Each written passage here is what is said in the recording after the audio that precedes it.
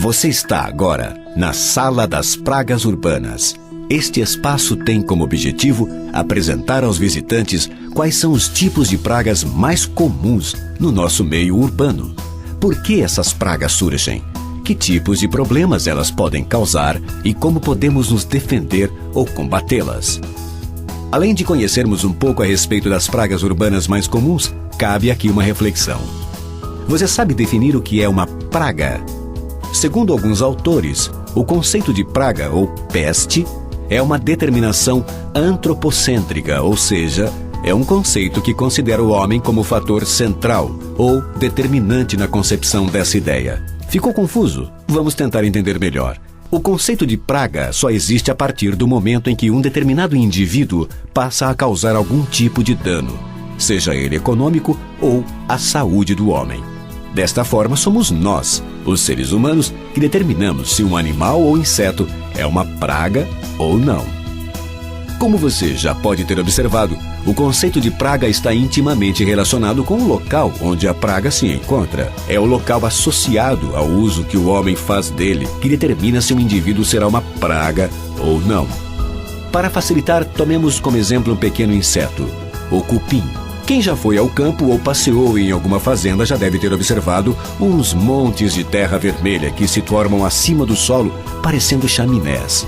Essas formações, na verdade, são ninhos de cupins de montículo, ou cupinzeiros, como se costuma chamar. Os cupins, quando integrados à natureza, executam um importante papel ecológico.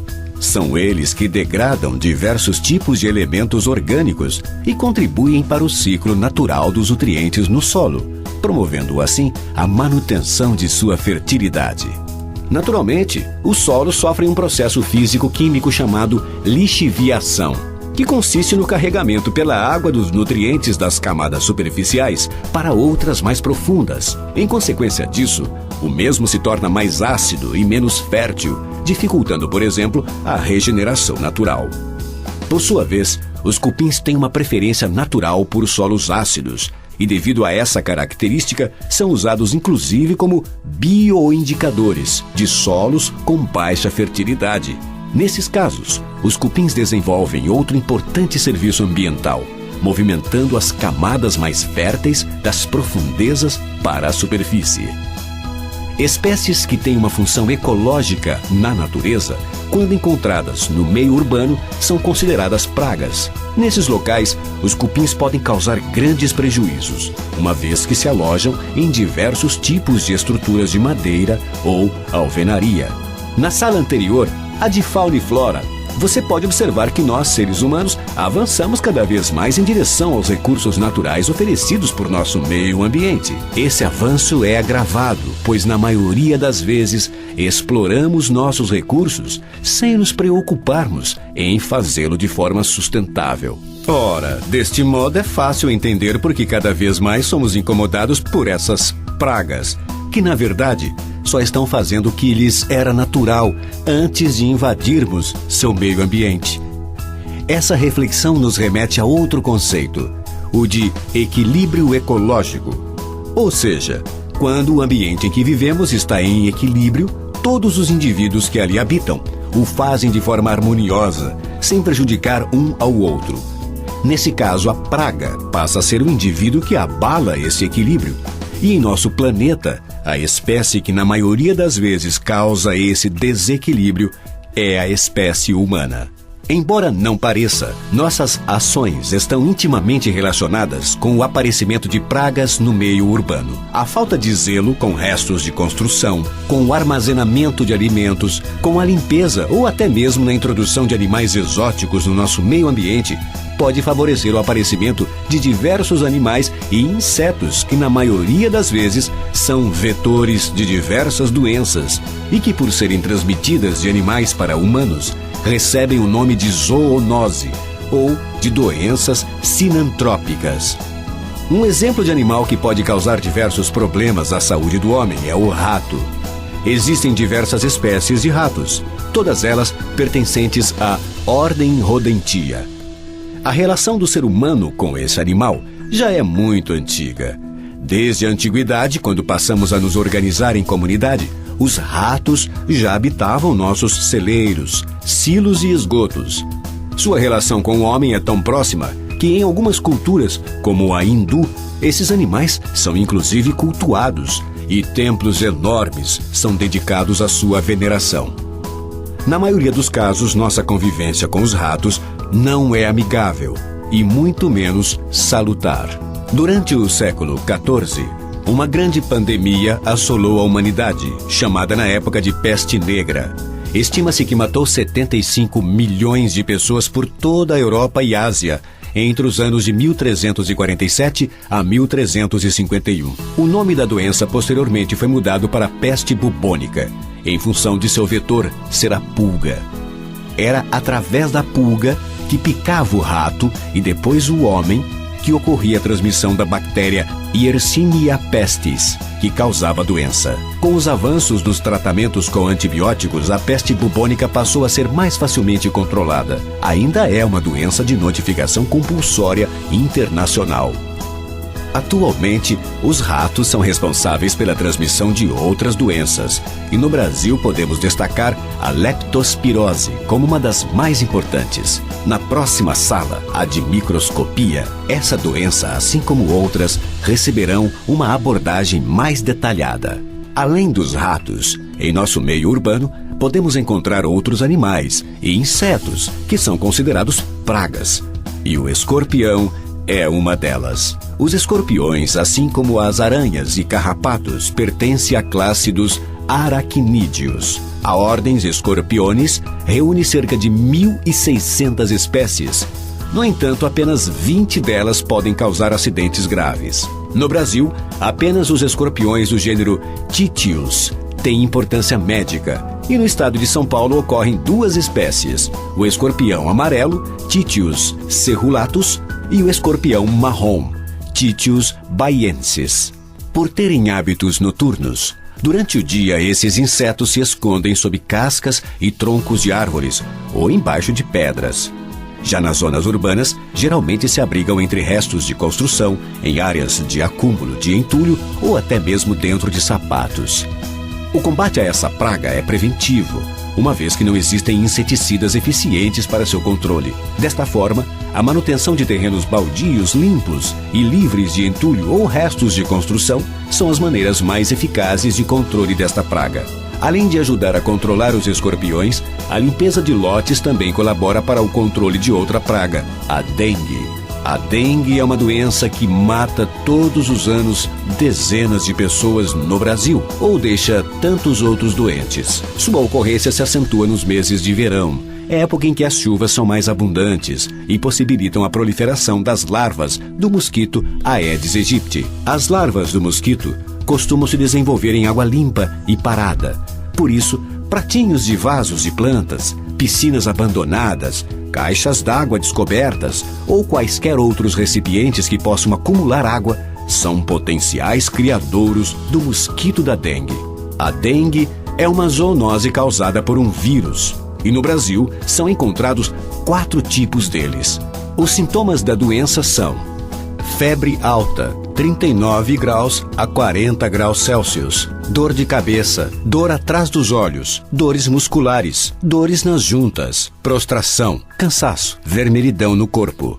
A provável origem do vírus da dengue é a Malásia e, por já estar integrado ao nosso meio ambiente, atualmente é impossível exterminá-lo. É possível controlá-lo. O controle consiste no combate e monitoramento das populações do mosquito Aedes aegypti, que é o vetor da doença. No Brasil, a dengue é considerada um grave problema de saúde pública e muitos governos já perceberam que é muito mais viável combater o mosquito do que tratar das pessoas acometidas pelo vírus.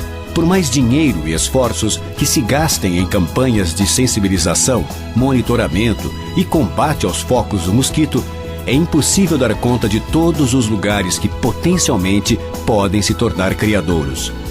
Dessa forma, é de fundamental importância que as pessoas se informem e participem das campanhas propostas e se tornem agentes ativos permanentes em suas casas e comunidades. Assim como no combate à dengue, a informação também é uma arma importante no combate a outras zoonoses. Há pouco tempo atrás, foi introduzido no Brasil um caramujo, conhecido popularmente como caramujo gigante africano. Esse molusco foi trazido ilegalmente ao Brasil no início da década de 80 e sua criação tinha como objetivo torná-lo um substituto ao escargot. Com o fracasso de sua comercialização no Brasil, muitas criações foram abandonadas ou liberadas na natureza. Uma vez que esse molusco não tem predadores naturais em nosso ecossistema e possui grande facilidade para se reproduzir, acabou se tornando uma praga rapidamente. O caramujo gigante africano, além de ser considerado uma praga agrícola, também é uma importante praga urbana. Eles podem ser potenciais vetores do parasita Angiostrongylos costarricensis, responsável por causar uma verminose conhecida como angiostrongilose abdominal. No Brasil, outros caramujos nativos são vetores do Angiostrongylus costarricensis. E isso pode nos indicar que, embora ainda não tenham sido relatados casos de caramujo gigante africanos contaminados com esse tipo de parasita, com o tempo essa espécie de molusco pode se tornar um vetor dessa doença. Além disso, conchas vazias desse caramujo podem se tornar reservatórios de água, tornando-se potenciais criadouros de larvas do mosquito da dengue. Existem basicamente duas maneiras de controlar o caramujo gigante africano. São elas: a catação manual. Com auxílio de luvas descartáveis, são coletados os caramujos e seus ovos, colocando-os em sacos plásticos com sal, que depois de mortos, podem ser recolhidos pelo serviço de coleta de lixo ou enterrados em um buraco de aproximadamente 80 centímetros, com adição de cal virgem por cima, que evita a contaminação do solo e do lençol freático. A incineração. Após a coleta, macerar os caramujos e queimá-los em um buraco de aproximadamente 80 centímetros. Posteriormente, deve adicionar cloro e cal virgem antes de fechar o buraco. É importante lembrar que o contato direto deve ser evitado, sendo por isso imprescindível o uso de luvas ou sacos plásticos nas mãos durante a catação.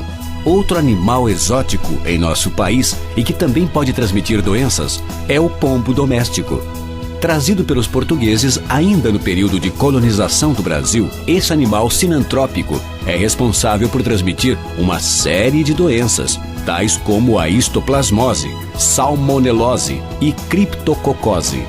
O controle dessa praga se dá por meio da destruição de ovos e ninhos. Embora seja comum em muitos lugares pessoas alimentarem esses animais, é importante salientar que essa atitude não deve ser encorajada. Ao alimentar essas aves, além de ajudar na proliferação desta praga, a pessoa se coloca em risco, uma vez que entrando em contato com esse animal podem se contrair doenças. Na natureza, ainda existem outros animais que podem nos transmitir doenças, caso entremos em contato com eles.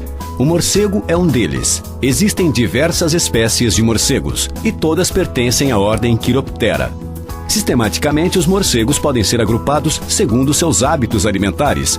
Existem, por exemplo, os frugívoros, que se alimentam de frutos, os insetívoros, que se alimentam de insetos, os psívoros, que se alimentam de peixes, e os hematófagos, que se alimentam de sangue. A raiva é uma doença infecciosa causada por um vírus que afeta os mamíferos. Ela ocorre de forma natural no Brasil, e em nosso país, o morcego hematófago é seu principal vetor. Outros morcegos que não se alimentam de sangue, ou até mesmo animais silvestres ou domésticos, como o cão, podem transmiti-la ao homem caso estejam contaminados com o vírus. É importante salientar que o morcego, assim como outros animais da fauna brasileira, são protegidos por lei, sendo proibida sua captura ou caça. Na natureza, os morcegos desempenham um importante papel como polinizadores em diversas espécies da nossa flora e em alguns países, como no México, são responsáveis inclusive pela sustentabilidade econômica da produção de uma das suas bebidas mais importantes, a tequila. Alguns estudos estimam que sem o morcego para polinizar a agave, planta da qual se faz a tequila, a produção da bebida cairia cerca de 2/3, o que seria desastroso para a economia daquele país. Uma vez que não podemos combater os morcegos, o controle da raiva é feito por meio da vacinação de todo animal mamífero que esteja em contato com o homem. Animais como gatos, cachorros, vacas e cavalos devem receber a vacina antirrábica todos os anos. A sensibilização diante da importância de nossas atitudes tem no controle de algumas pragas urbanas e de como essas pragas, se não controladas, podem afetar nossa saúde, são de fundamental importância para a manutenção de um ambiente saudável. Coisas simples como manter limpos terrenos baldios, vacinar nossos animais domésticos, evitar o acúmulo de água e até mesmo não introduzir bichos exóticos em nosso ambiente. São apenas alguns exemplos de como podemos colaborar para a melhoria da saúde de nossa comunidade.